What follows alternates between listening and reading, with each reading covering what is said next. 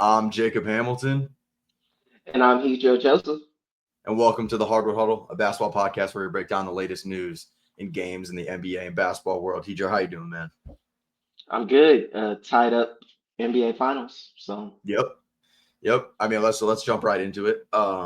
Pacers obviously. Oh, not Pacers. Excuse me. Sorry, the Thunder obviously win Game 4, tie the series 2-2. OKC 111 to Pacers 104. Main stat leaders for each team. J Dub with 27 points, 7 boards, 3 assists. Shea with 35, 3 boards, 0 assists, and Alex Caruso with 20 points, 3 boards, and 4 assists or 4 steals. Sorry, 0 assists. And then for the Pacers side of things, Pascal Siakam 20 points, 8 boards, 5 steals, and five assists. Halliburton 18 points, 7 assists, and 2 rebounds. Obi Toppin 17 points, 7 rebounds, and 1 assist. So, how are we feeling about Game 4? what'd you say was SGA's assist in He game had four? zero. He had 0 assist with That 35. basically That's basically how I feel about game four. He he decided that, you know, we're going to lose, Mhm. so I need to be the MVP. Yep. And he showed up. The referees did too. Yeah. Showed up for him. And he got trips to the free throw line. If you could give me his free throw stats, that'd be cool too. I have his free throw stats, or well, he shot 10 free throws, but I'll just say his fourth quarter stats because that's truly what's the most impressive about Hmm. this. Well, going into the fourth, he had 20 points, but he ended with 35. So he had 15 points in the fourth quarter with 1 steal and 1 block, no nothing else, with 1 turnover as well. 3 for 6 from the field, 1 for 3 from three, and 8 for 8 from the free throw line in the fourth quarter of a very important Game 4 NBA Finals game. So that happened. Scott Uh, Foster, the extender, came out for some time, and he showed Scott why he was Foster's the the extender. referee for the NBA, longtime referee Yeah, ever since the Bill Donahue days, and he has a way of refereeing that rubs people the wrong way, including myself, definitely Chris Paul. yep, But he had a way of kind of slowing down the game where when it didn't need to be slowed down. hmm 70, I think 70 fouls were called, or 70 free throws were attempted, something like that. That was the so, most something in like that. in the finals thus far by like 20. Yeah, Uh, it was a really slowed down process. A lot of reviews for stuff yeah, that looked like just regular playoff fouls that were turned into flagrants. Now, don't get it twisted. It seemed like it was going both ways, yep, a lot, but a lot of slow it down type thing seems yeah, to favor the Oklahoma City Thunder when it comes to pace, where the Pacers are going at this breakneck speed, and it starts to tire some of the players for the Thunder, specifically SGA, Chet Holmgren, stuff like that.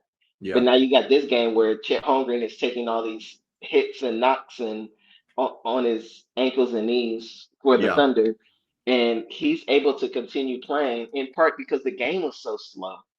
I felt yeah. like the referees wanted to be a part of it. I'm not sure what Scott Foster's age is, but maybe Let's he's figure it too out. old to. He is way past his prime to be able to continue doing this, and maybe that's the reason the game kind of slows down. When referees, I used to be a referee, so I can speak on this, but I'm not obviously not an NBA referee.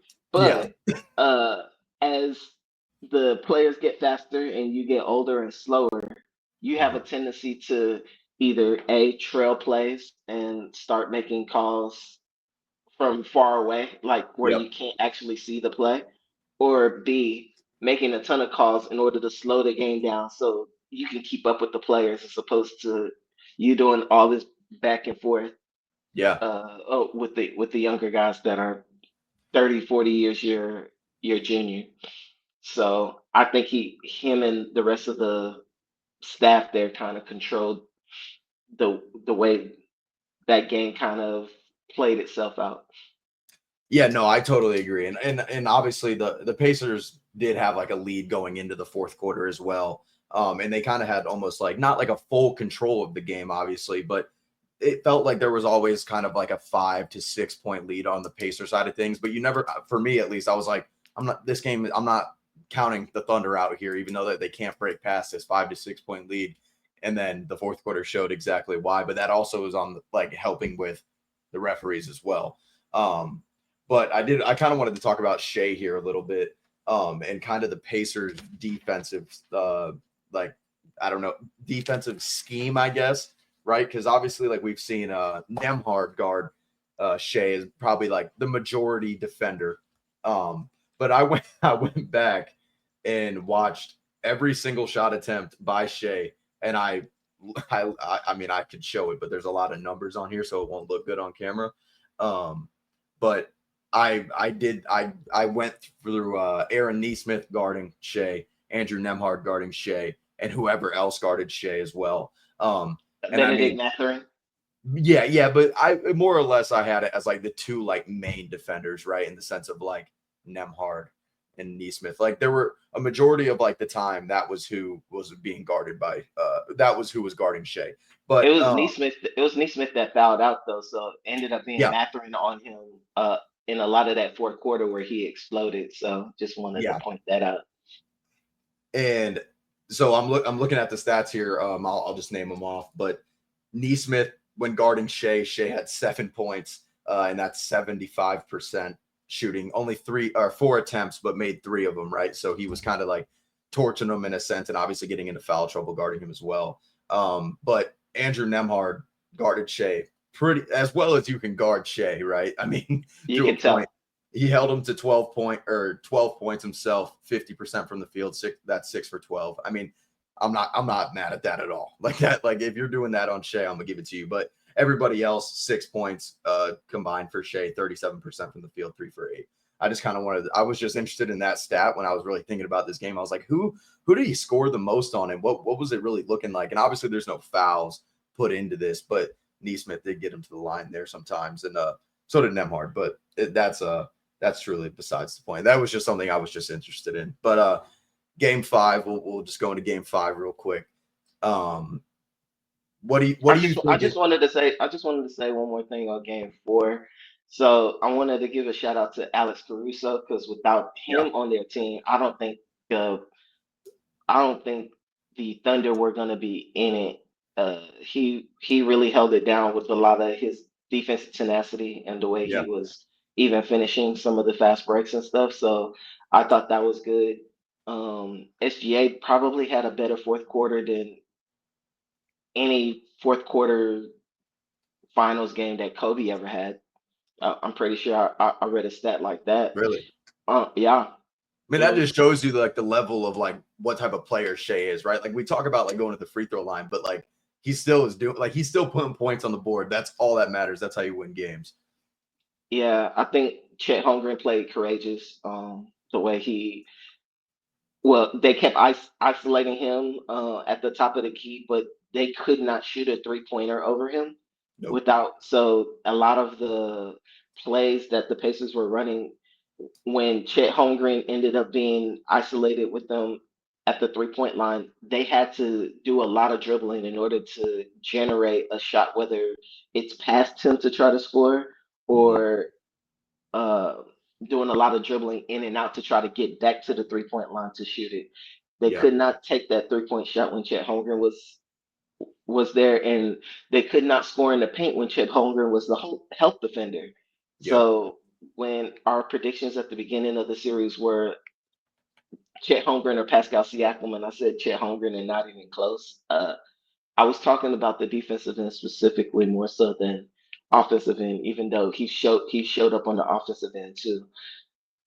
When it comes to the Pacers end, I did not like a lot of the missed free throws that they had yeah. uh, when Especially it came late to, game. I think it was the end of the third quarter and also during the fourth quarter. And I Yeah, think part of that killed the momentum that they could have had. They went in as a 7 point lead going into the fourth quarter, but they missed 3 free throws like in the last minute of the fourth quarter. Yeah. or the third quarter. So that's where that stood. If you had a 10-point lead rather than a 7-point lead, guess what?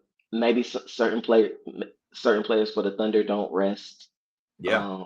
and they feel forced to play their hand, and different stuff like that. So maybe Tyrese can rest more.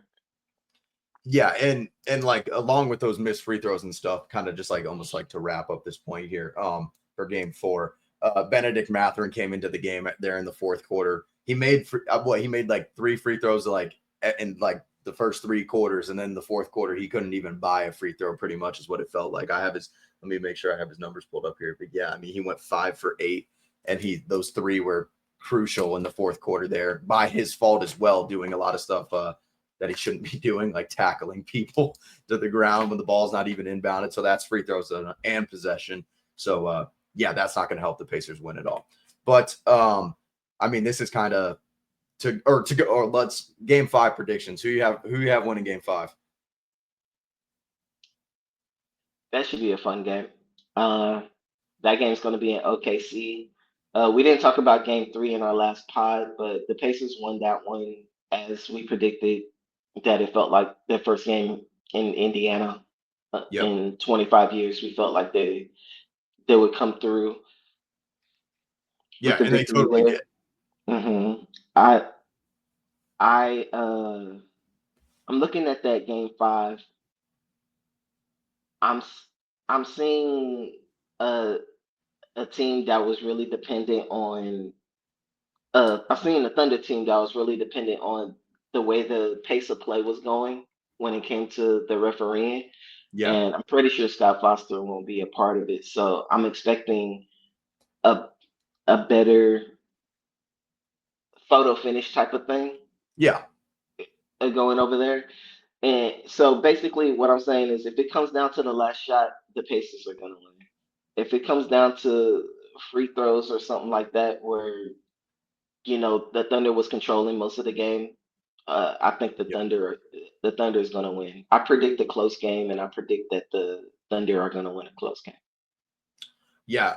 For me, I mean, like a lot of like offensively, I feel like for the Pacers, I feel like this is kind of like almost said anywhere on like any podcast that you listen to.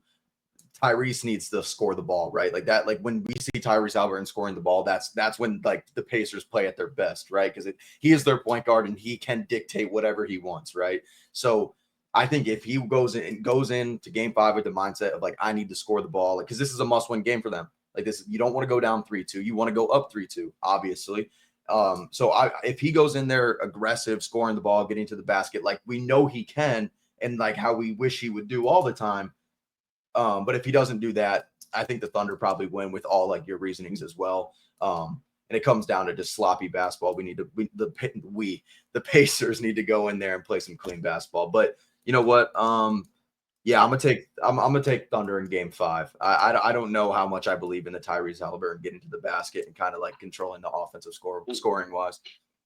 Yeah, I said, it's kind of like I said two things. Like if it's a close game that the Pacers are gonna They're gonna if it's win. a close game with the Pacers having the ball, the Pacers are gonna win it. But I Yeah. said if it's a close game, I think the Thunder are gonna take it. I mean, if Mhm. it's one of those close, slow it down, let me try to catch up by fouling type thing. I Yeah. think the Thunder are just going to make more free throws than Yeah. the Pacers are. So, in one of those games, I feel like the Thunder should win it. But if it's one of those, hey, we're gonna let them play type thing. Yeah.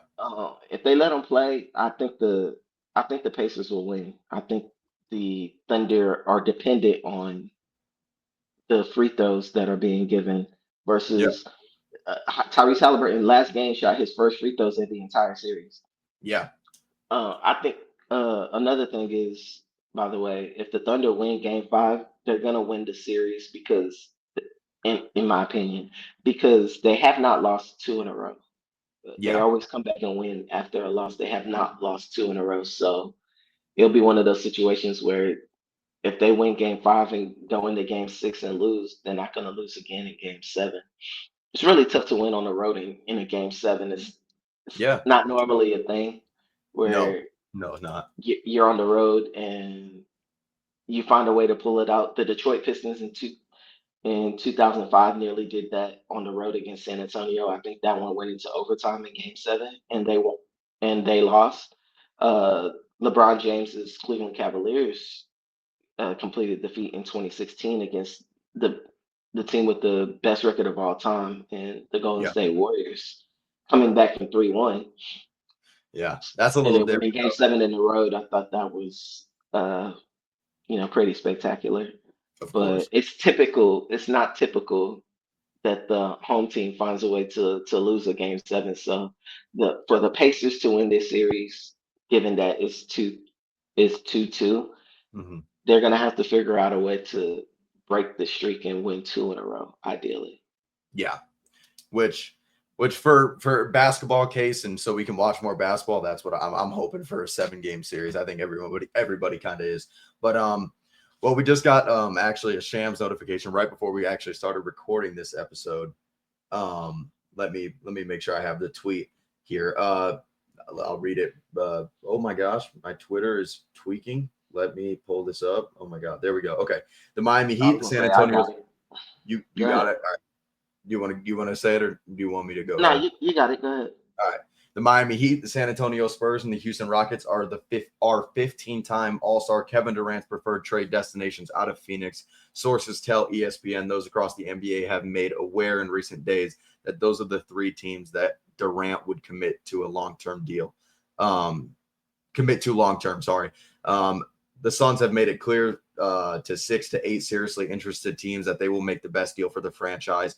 And they don't really care about KD's preferred trade destination, which, I mean, for me, that's best case scenario, right? Because I want the best package. But so I don't know how to like kind of like introduce this, but a roommate of mine, he has a friend that he grew up with who's now works for the Suns, and he's like something like a GM, like assistant, kind of in there, like an intern almost, right? And so he's around these situations, and so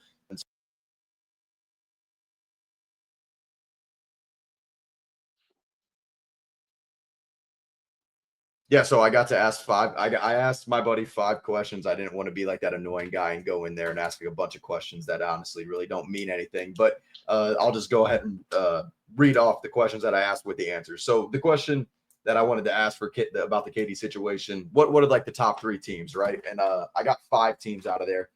2 of them are your favorite favorite favorite teams. I don't know how to like more personal favorite teams, but trade packages. Minnesota, you trade KD for Gobert, Dante DiVincenzo, Rob Dillingham, and picks. Or picks are not they're not the more important part. They want to make money work first, but that's for the Minnesota trade package. The Heat things, Wiggins, Duncan Robinson, Khalil Ware, and picks. The Houston Rockets, Jalen Green, Jabari Smith, and picks as well. San Antonio would give Devin Vassell, Jeremy Sohan, Harrison Barnes, or Keldon Johnson, because you need one of those guys to make the money work, along with picks as well, and that would probably be 14. And then the Toronto Raptors, the 5th team that I was amazed that was even in this conversation. It would be RJ Barrett, Jakob Podol, and picks. So that's just what I've heard about just like the teams. Those are the top 5 teams, and 3 of those teams were in KD's preferred trade destination. So, and I had asked this question before that tweet came out. I go, where does KD want to go? And I got in quotes, KD wants Spurs, and so that's obviously what we got from that Shams tweet as well. And then I also had asked, what are the Suns looking for, right? Because were they looking for picks? Are they looking for players? And this was before I got the package. They want players and picks, but they do want a second option / a co-star around Devin Booker. I mean, I guess that makes sense, right? Because Devin Booker, but from all these trade packages, you're not going to get a co-star, right? And they know that, but that's what they want. And so I had also asked, is this going to be a more of like a 3-team to 4-team type of trade? And he said these are the teams to look out for to be included in the trade. Brooklyn, Atlanta. This is saying if Toronto is not in the main trade. Brooklyn, Atlanta, Toronto, Memphis, Boston, and the Utah Jazz are the teams to watch out for. And then Bradley, I had to ask one Bradley Beal question because that's obviously one player on the team that I want gone. You wasted a question. Yeah, I can All always right. ask more questions, but they're looking for a trade, but it's hard. So that's it. It's hard, right? And they don't Breaking want to cut news. because that's a lot of Breaking news. Breaking news on the Hardwood Huddle. looking for a trade The for guy. Bradley Beal, of course. But that was more of a personal question. That was more of a personal question for All myself. right, all But right, all right. I did go off the KD topic for just 2 seconds here. I did ask about the Nick Claxton to the Lakers. Oh my gosh. And the Lakers have called Brooklyn and let them know the interest about Claxton. So I don't know too much about that because that's obviously not the Suns' information.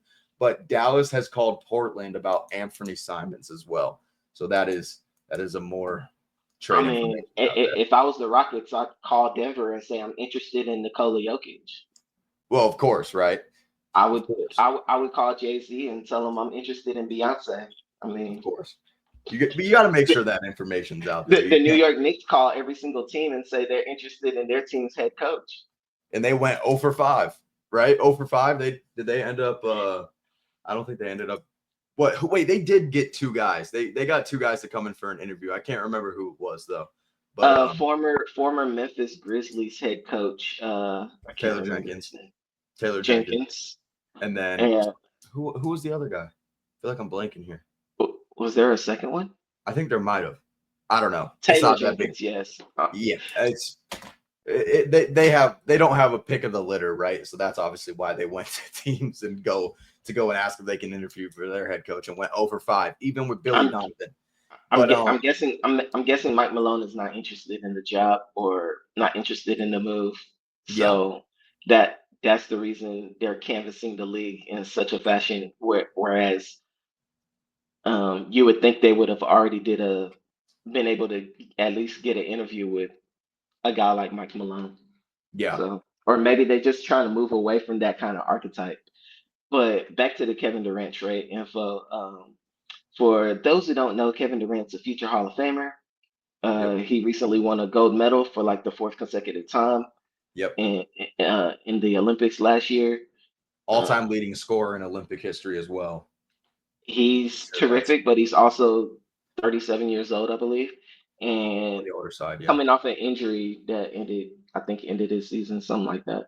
yeah, So, and he's on the last year of a contract, getting paid something like 52, $56 million a yeah, year on the last year of his deal. yep, So, when it comes to the direction that the Phoenix Suns want to go, even though they say that they can trade him wherever, and they don't have a Kevin Durant doesn't necessarily have a say. He does because if he decides that, hey, I want to call it a career, hey, I want yeah, to, hey, I want to just sit out and just lose the money. It doesn't matter, and just let me be a free agent next year, or because he doesn't like where he's been traded, then guess what?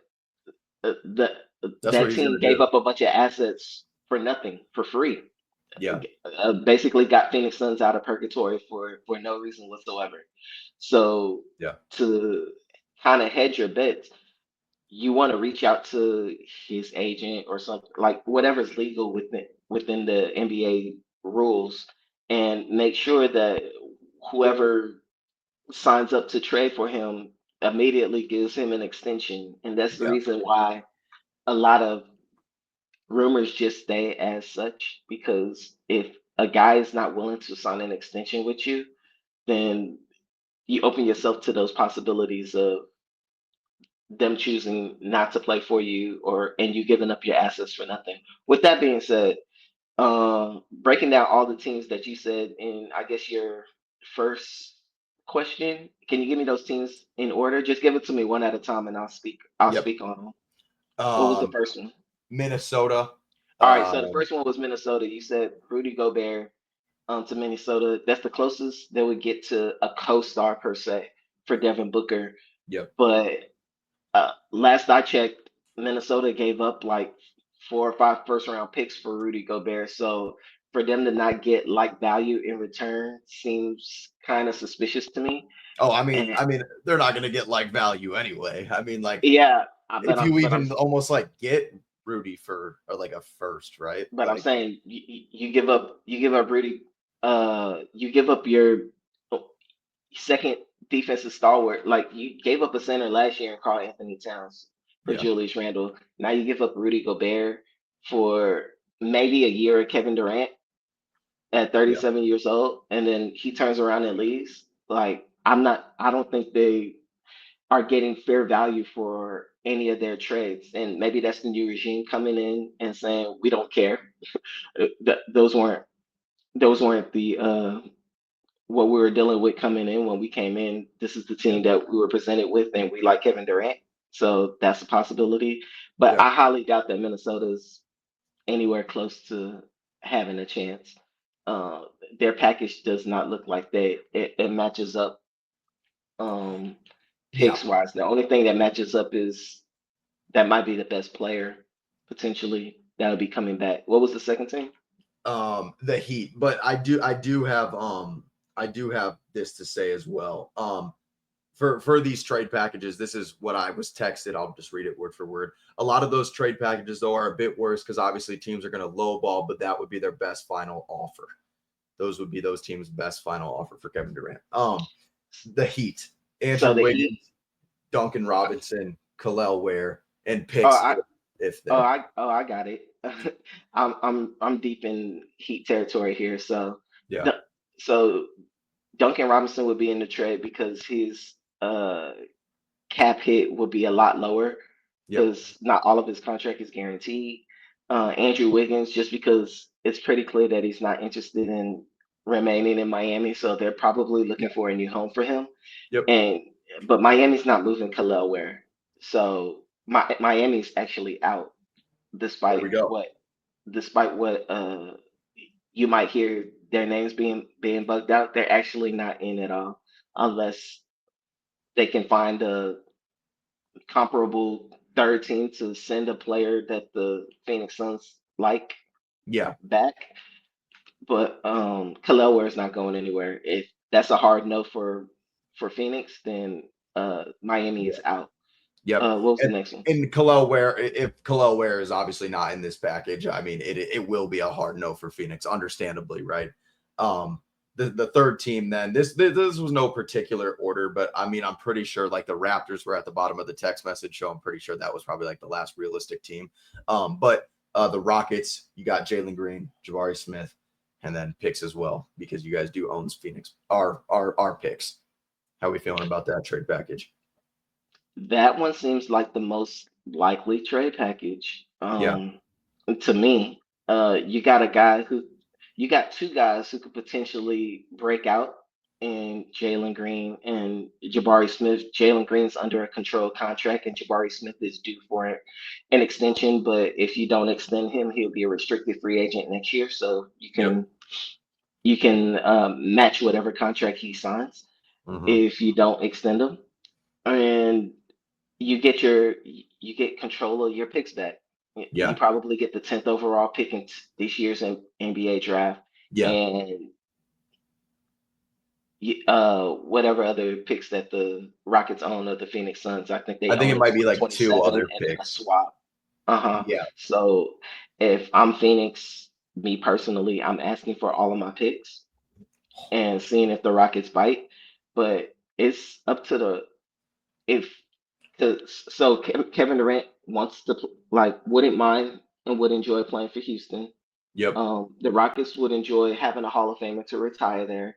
Of course. The Phoenix Suns would like that package probably other than over the other ones in part because they're getting their picks back, but also they got some youth that would be coming back. Yeah. But number three, would the Rockets want to do that? Yeah. And that's the That's the question. question that nobody can definitively answer. That's one. But also, like we're gonna need to have more players in that trade package Of course. because Yeah. Yeah. that's not gonna that doesn't match salaries. Jalen Green, I think, is gonna be making like 28, 30 million next year. So it wouldn't be consummated until you guys after. have cap space now that Fred VanVleet. So Okay. that, I mean, right? I'm pretty sure like that, like money what maybe, I don't know. I can't remember. Did you guys end up picking up Fred VanVleet's option? Am I forgetting, or We because that was a signed team option? Steven Adams to a $39 million deal, 3 years, Yeah, 39 million recently. But yeah, I think it's just agreed upon, and it's one of those things where yeah, you can agree upon with players that you already have in tow, but you don't sign it until after you do trades and sign free agents with your cap space, and yeah, then you can go over the cap with signings of players that you already have on deck. yeah. So that's the way they would be running that. So I think that package looks the best so far. What was the next team? San Antonio? San Antonio, which would be Devin Vassell, Jeremy Sohan, Harrison Barnes, or Keldon Johnson. And then pick 14 would be that pick. That entire package is trash. I don't think Phoenix Suns are at all interested in that, Yeah. and they won't even pick up the phone for that. So San Antonio fans, give it a rest. He's not coming I think unless they would y'all pick are up the phone talking. for that. I think they would pick up the phone for that. I realistically think they would. That's my opinion, though.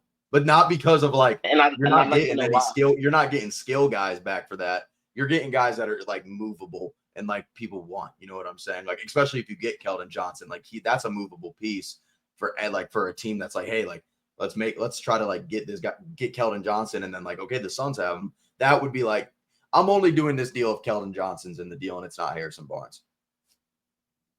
So you're ranking Keldon Johnson over like even RJ Barrett? Because I don't. No, I'm talking about just in this deal.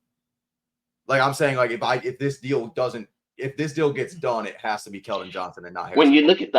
look at the options, just based off of what you said, that's the final offers if the teams really want them.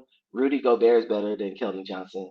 Oh no, of Kalel course. Ware, That's uh, the package I want Jabbar is Smith. Gobert, Dante, and Rob Dillingham. That's the package that almost interests me the most because it's like we're not moving off book, right? So in like my perfect world, we move off book and we're not tanking. So it's like you might as well just try to get these guys. You're getting like a young point guard back in Rob Dillingham.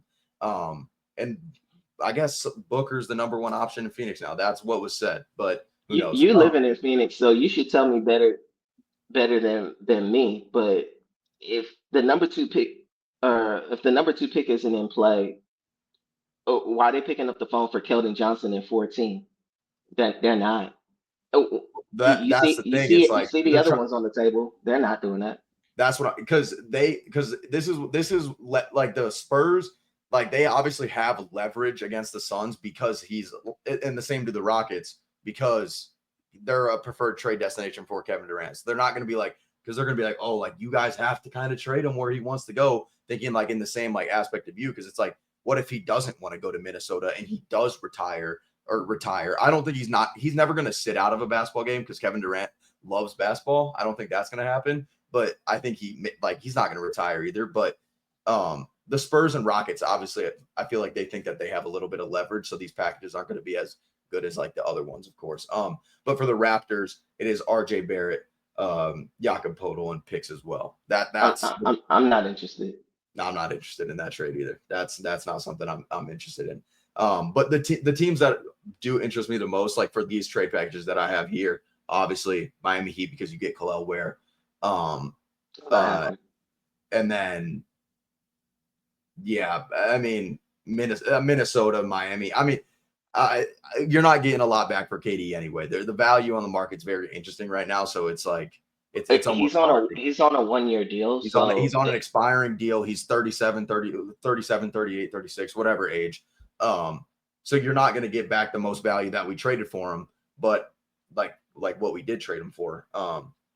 But yeah, those are the trade packages for Kevin Durant. But yeah, I mean he those are on the turns lookout. 37 at the end of September.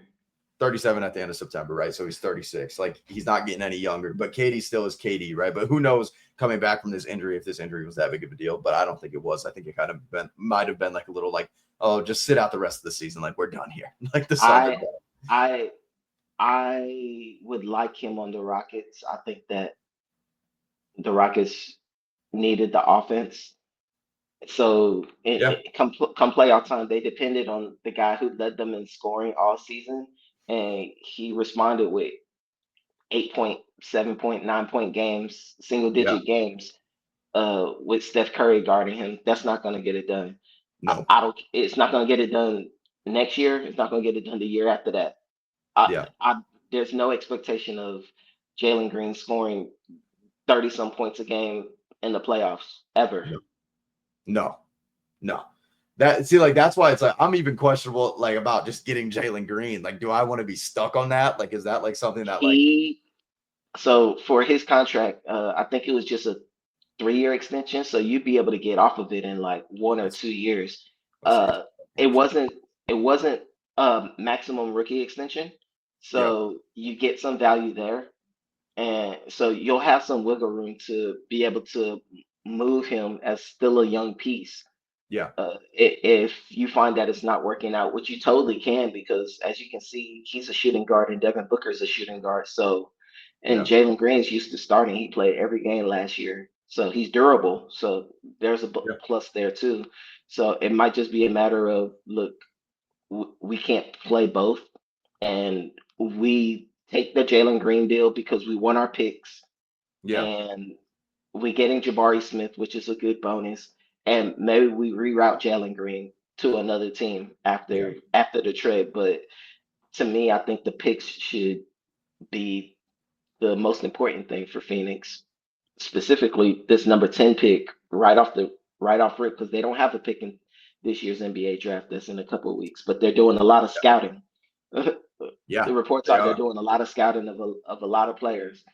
So why do all that work? Spend even more money to go draft somebody at 14, and Yeah. he's nobody, and you have Keldon Johnson, eh, Devin Vassell, like players that are playing around Devin Booker's position.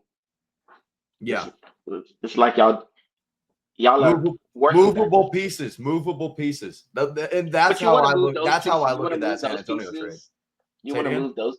You want to reroute those pieces, and, as I opposed mean, to if let's say you like you, you want to reroute those pieces and have the 14th pick versus reroute one piece in Jalen Green and uh keep your picks, no, I'm like not. get I'm your not. picks back. I think having our 10 pick and our other picks back is crazy. Like that's what I like. Who doesn't want that? Especially For like a with guy the who's direction probably of going to where we're leave looking next at. year. In the direction that we're looking at, like I get that, but like I don't think the Suns are looking almost in a direction of, hey, we're gonna blow this up. We need our picks. Like that's not a direction I see them looking at, but I could be totally wrong, obviously. You, But like, and you I'm can just you need your picks in order to make trades to yeah. improve your team too, not just to blow things up. Like Well, oh yeah, of course, having and control that's of your why picks has the ability to do that. Having the 14th pick and then making the pick, and he's 14, so it's not like really high. It's not going yeah, to do like if the Spurs say number 2 pick, yeah, now we can talk. But yeah, 14, why pick up the phone? yeah. No, I get When it. I 10 is see it. I see it available, from I'm both. picking up I the see phone both for sides of it. 14. Say it again. When 10 is available, which is your own pick, you pick Oh up the yeah, 14. of course you That's take 10 and then your other picks, like obviously. But like the real like because obviously I don't have like the exact like picks down here because like no one's gonna know that until like last minute, obviously. Um, but like who knows if you even can get you do get your 3 picks back from Houston, right? Like I say that's the only reason you do the deal. that I agree as well. That's what I'm saying. Like the only way Like that you deal is don't done ask for for me much. is You if don't you ask get for much Jalen back. Green, Jabari, 10, You, and those two others. you don't ask for much back from Houston, but you want all your picks back Yeah. if you're doing any deal with Houston. Yeah. I posted that on X multiple times. Yeah. No, yeah, that is the only way you get a deal done with Houston is if you get all your picks back, and that's just Any how it is. deal, Any any deal deal. for any player. With like if they're doing a deal with Phoenix, Phoenix says all of my picks back. Yes or no? Oh No. well, yeah, Goodbye. yeah. But all right, we now have a DBR, a dead ball review. All right, so we're gonna do a dead ball review on the Cleveland Cavaliers, just basically a season wrap up of how their season began and how it ended, to because they're done for the season and heading into some critical offseason decisions. We spoke in our last Hardwood Huddle podcast about uh, Darius Garland having a successful toe surgery, and that's probably what slowed him down come playoff time. But the Cleveland Cavaliers had a wonderful season last year, finished with the number one team as the number one team in the Eastern Conference at 64-18. They had the best record in the league for probably 75 to 80% of the season Yeah, before losing pace near the end. That that was probably their best record since LeBron James has been aboard. And absolutely. with that, your expectation is, since LeBron was on board, we were going to the NBA Finals. They Yeah, went to the NBA Finals with LeBron 5 times. They yeah. lost in five to the Indiana Pacers in the Eastern Conference semifinals.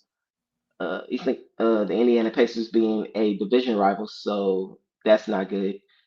As part of the season breakdown, they had a 15 game winning streak that they opened the season with. I'm pretty sure that's tied for best regular season open without losing. Oh yeah, Uh, no doubt. Or is it I or think what? I feel like maybe the Warriors.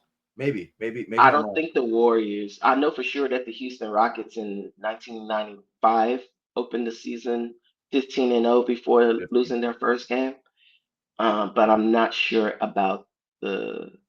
I'm not. I think somebody else might have matched it, Yeah, but I I'm not mean, sure anybody surpassed it. So I'm yeah. just gonna say that they matched the best opening for any NBA team in NBA history. Um, 64 wins is the best regular season record in franchise history, better than any LeBron James led team. Yep. They swept Miami in the first round, so they had a 10th overall seed make the NBA Finals for the first time, met the number one seed, and they crushed them. Uh, Especially, I think the last game they won by 40 or 50 points, which was highly impressive. Yeah. One season highlights include Donovan Mitchell making All NBA second team, Evan Mobley elevating his offensive game, including a 24-point performance in Game Five, I believe, against the Pacers. Evan Mobley also won Defensive Player of the Year. Yep. Kenny Atkinson their coach won Coach of the Year in his first year at the helm, and they had great defense with Yep. their bigs in Mobley and Jared Allen, and the way they spaced the floor with their depth was very impressive. Their lowlights include Darius Garland and Jared Allen battling injuries throughout the postseason. Yep. They couldn't hold second half leads in the playoffs when they got to the second round. Uh, Miles Turner and Tyrese Halliburton dominated them when it came to the clutch. Yeah. They gave up a pretty big lead. I believe it was game three ish for the where they were up by quite a bit Yes. with Because that was when 40 Tyree some stood on seconds the left. table And and started doing like this is my like right. Didn't he do that? Maybe I'm wrong. that was the free throw rebounding by, I think it was Nemhart or Aaron Neesmith. It was one of those. And that was when I Neesmith, was I believe. messaging you and I was like, I've never seen that was the greatest free throw rebound I've ever seen in my entire life. Yeah. Where they rebounded the ball off of a missed free throw and just dunked it. And the Cavaliers shot 30% from three in the final two playoff games, so they get credit for spacing the floor during the regular season, and then all of a sudden they couldn't do it come playoff time. Off-season outlook. Their core contracts locked in through 2026 include Donovan Mitchell, Evan Mobley, Darius Garland, Jared Allen. Yep. Notable free agents include Isaac Okoro, restricted free agent, and Georges Niang. Their cap situation, they're over the tax line. and they'll probably be looking to make some trades with Darius Garland being uh, an obvious potential uh, nugget that they can dangle. With that being said, he did have surgery, uh, as we spoke in our last podcast, and he's expected to miss 4 to 5 months, which would Yep. trek into the beginning of next season. So if you during the training camp or whatever, and you would just hope that the fit works when in the middle of the regular season, and you're hoping for the best. So Yeah. I'm not necessarily feeling that, but maybe some teams are. In the draft room, they own a late first round pick, and they may look to trade up or acquire future assets. Exit quote from Kenny Atkinson said, "We had a historic season, but when you don't finish the job, it still stings. We'll learn from this and be better." So, a couple questions for you. Let's hear him. Hardwood Huddle discussion questions. What was the biggest reason Cleveland couldn't get past Indiana? Ooh, man. I'm gonna have to go back into the vault. Got to open the vault up, like they've been saying on TikTok. Oh my gosh, man, that series feels like so long ago. You know what? I'm gonna let you start it. I'm gonna let you start with that, and I'm gonna make sure I have because I do have notes from that series pulled up. So I have them. I just have to pull them up. So let me get those up while you give yours. Uh, Cleveland had trouble closing. For, in my opinion, it's looking like the Cleveland Cavaliers don't have a closer on their team. Yeah, They have Donovan Mitchell, who's all NBA second team, really good. I think he is a. So let me preface this by saying he's my favorite player in the Eastern Conference. yep, So this is not a knock per se, but he's a Robin. That's what it's looking like. yeah, He's really good. He dominant when it comes to scoring. His dribbling and able to get players involved on his team is like elite in the NBA. But there's a reason why Cleveland isn't necessarily feared, even though they had 64 wins this past season, and it's yeah, because they don't have a closer. If you look at their fourth quarters, they probably lost all of those except for the one that Cleveland won. Uh, and a lot of that has to do with their inability to close. A lot of their players are guys who don't necessarily create their own shots per se. So you need yeah, somebody who can produce for them. And Donovan Mitchell's busy doing all of that when I don't think he can do that and score at the same time. Uh, uh, and that's not necessarily a knock on Donovan Mitchell. You got no, guys like SGA scoring 35 points in a must-win game, but having no assists. So he did yeah. that by himself, or maybe with the referee. So, but I, He did it I, anyway. That's all that matters. yeah, he did it anyway, and that's all that matters. And that's what people want to see when it comes down to you see guys like Tyrese Halliburton hitting these clutch shots at the end of games. Yeah. Uh, versus you don't necessarily have that. You have guys who are missing shots, missing free throws, and I think that's the reason they could not get past Indiana. How about yourself? Yeah. I mean, this is my game. I have my game one notes right here as well. I mean, we in game one, Ty Jerome and Donovan Mitchell both took 50 or took a combined total of 50 shots. Like you just can't have two guys take 25 shots a game, and especially one of them being Ty Jerome, right? Like I get Ty Jerome has Who been on a became a heater and he superstar? was hooping, but you just can't have him and Donovan Mitchell in a playoff game Ty go. Jerome became a superstar against that Miami team, Yeah, the 10th seed, but they continued that superstar trend against the wrong team in Indiana. yeah. Yeah, I mean, and yeah, you can't give up big runs to the Pacers. I mean, like we've seen throughout the entire playoffs after this point, right? They gave up a bunch of runs to the Pacers. Yeah, I mean, and everything else you pretty much said. I mean, I don't have everything remembered from that series, right? But yeah, it's just the Cavs need to go back and just kind of like they need to make sure they know what they got here in Donovan Mitchell for sure. I think they just need to Which make brings sure. me to my next question. Hardwood Huddle discussion question: Can Mitchell and Evan Mobley, Defensive Player of the Year, be the Hmm. duo to finally bring a post LeBron title to the land. Hmm. Let's let me let, Man, we can start with yes or no, and then you can tell me why. I gotta think about it because it's like you gotta think. I'm trying to think about it from like the team around them, right? Because obviously they 64 wins right during the regular season. That's what they had this year, right? If I'm remembering Best correctly. in the NBA until the last little bit of the season. So Yep. Yeah. better than the defending champion Boston Celtics. You know, I think it.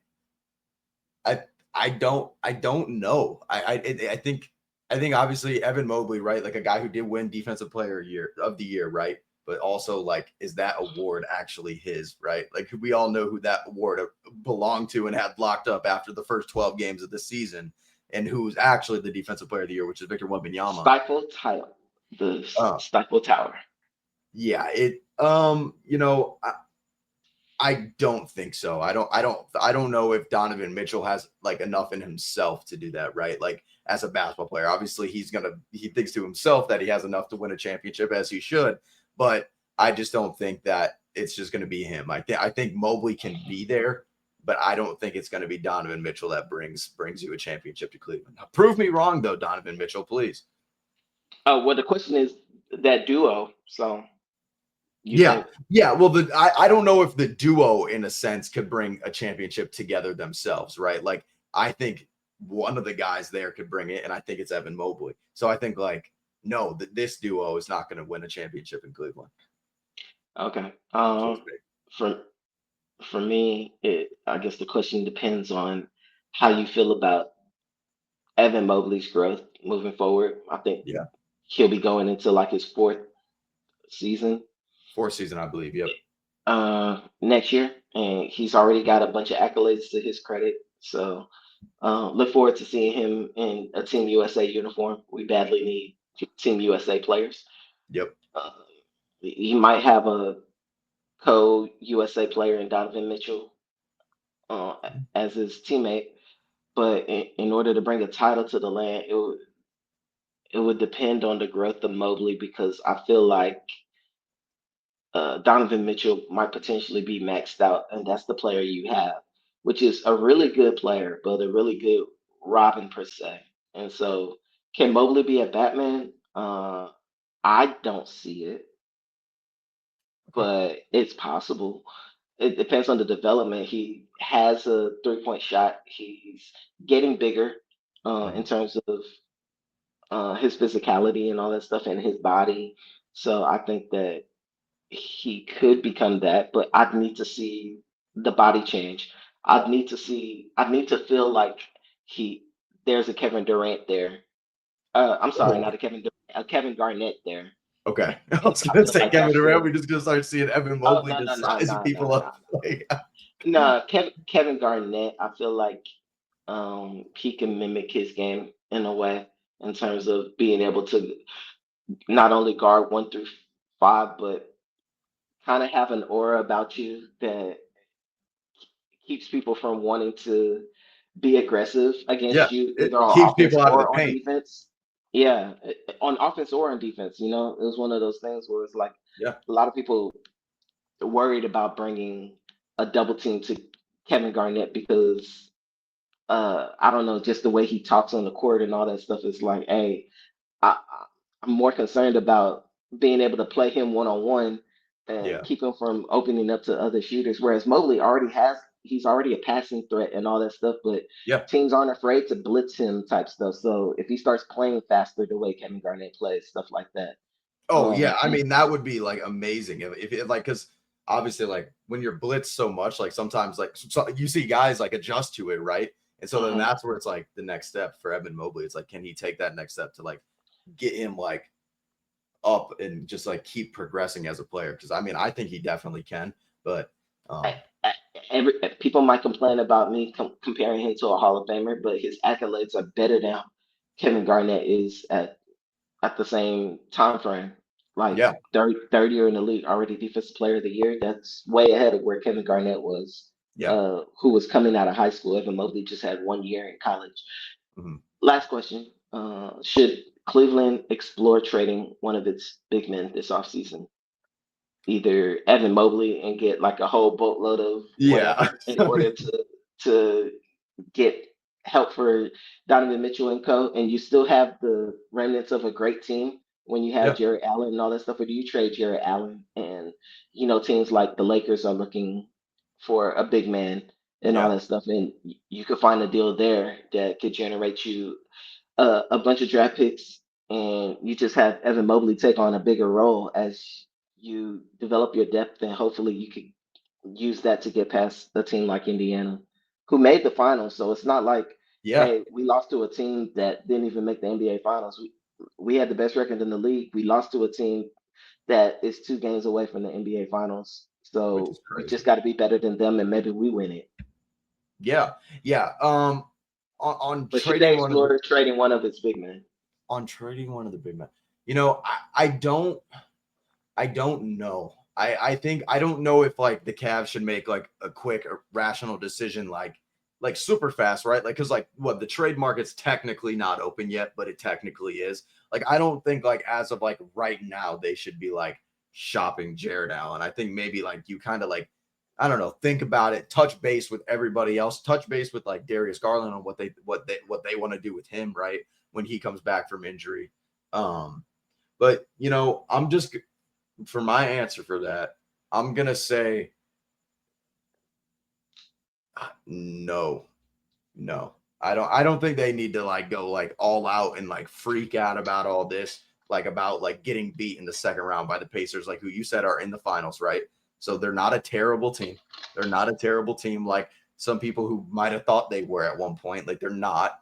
Um, but yeah, I don't know. I don't know if you break it up. I think the East is open. So with the Celtics being out, so it's like and Darius Garland, I get, is out for some time. If they don't eventually move him, but uh, yeah, I don't think they should trade Jared Allen. I don't think so. As of now, like as of like how everything is like looking almost like for me, I'm like, I don't think so. Yeah. Okay. So for me, they should trade him. They should they should trade Allen. I think that there's a lot of needs around the league for a big man, Yeah, and you already have Evan Mobley, who's playing a lot of games, doesn't get hurt like that, and um, you could still just re-sign George's Niang to a comparable contract, minimum contract, uh, to play backup, and you still have basically your same team yeah, with essentially Mobley taking on a bigger role. So you can get a whole lot of value just shopping around yeah. a very talented big man around the league right now. Fair A enough. lot of teams are looking for him. Your Phoenix Suns are looking for a big man right now. Yeah, They could obviously jump, not like one of Jared Allen's stature, right? Because that's just but not if like the they, type of if player. they But wanted to jump in the Kevin Durant sweepstakes and offer and dangle Jared Allen, that would be an option. yeah, Uh, the Knicks are looking for an upgrade from Mitchell Robinson, uh, and somebody, and probably playing doing a double big type of lineup that proved to be somewhat successful. So it depends on who they get as a coach. yeah, If if if that's a fit, the Lakers are looking for a big man. Uh, yeah, there's there's a there's a ton of teams across the league who are willing to pay top dollar for them, and you have an extra one, so of it's course. almost And like you you're gotta playing with listen. You gotta listen to offers, right? Like no GM is not gonna listen to an offer, right? Like because that's just that they would just be stupid not to do that. Because especially for a guy of Jared Allen's stature, right?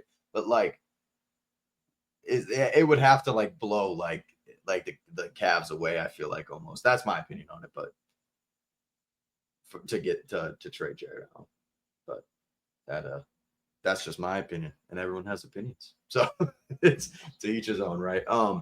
But it's so dark behind you, man. Are it you is, like it is. sitting I in the don't. dark? It's just It's not like midnight over there. it's 8 o'clock, and it's like almost like it's not pitch black outside. Like the sun's coming down, but it's like on this side of town, like because I'm looking through my window right here, it's black. But over there, like there's some color in the sky still. But yeah, it's too dark. And even this light, it doesn't do anything anyway. It's just I'm moving out of here soon, so I'll be in a different place with some better lighting, hopefully. But but Oh, yeah, you're leaving the roommates?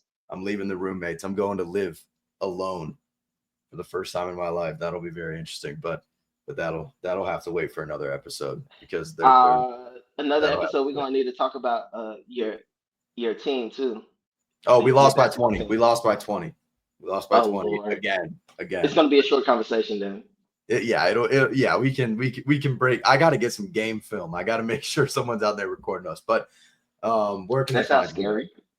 What? Like record? Oh, like no, like Game not film. like that.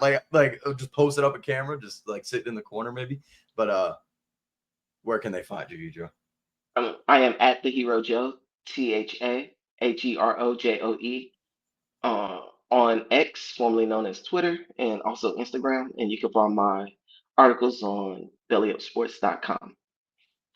And you're so Jacob.